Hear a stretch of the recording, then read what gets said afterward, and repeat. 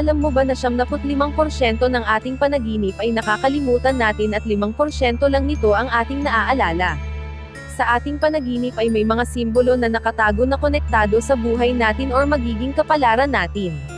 Maaari itong maging positibo at negatibo. Ang panaginip ko po na puro tae yung daanan at hindi ko maiwasan maapakan yung tae sa kalsada.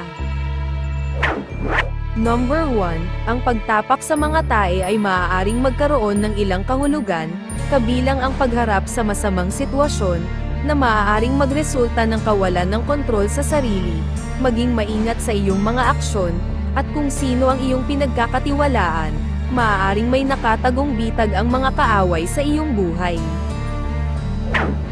Number 2, ang maraming tae sa kalsada ay maaaring simbolo ng mga bagong pagkakataon at mga bagong simula sa iyong buhay.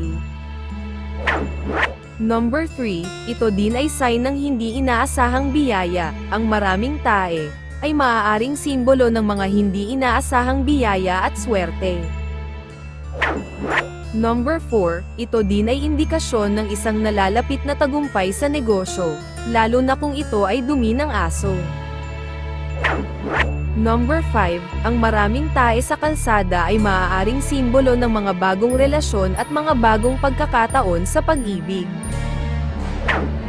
Number 6, ito din ay maaaring sign ng isang pakiramdam na may hadlang, kailangan mong umiwas sa mga negatibong sitwasyon, o mahaharap ka sa labis na emosyon.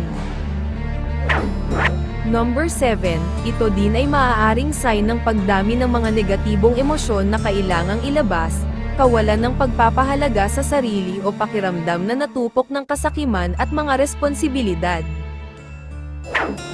Number 8, ang makita ang tae sa kalsada ay maaaring magpahiwatig ng isang isyu tungkol sa pera.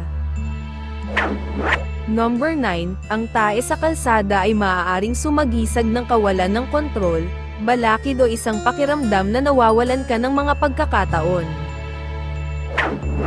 Salamat sa inyong pakikinig.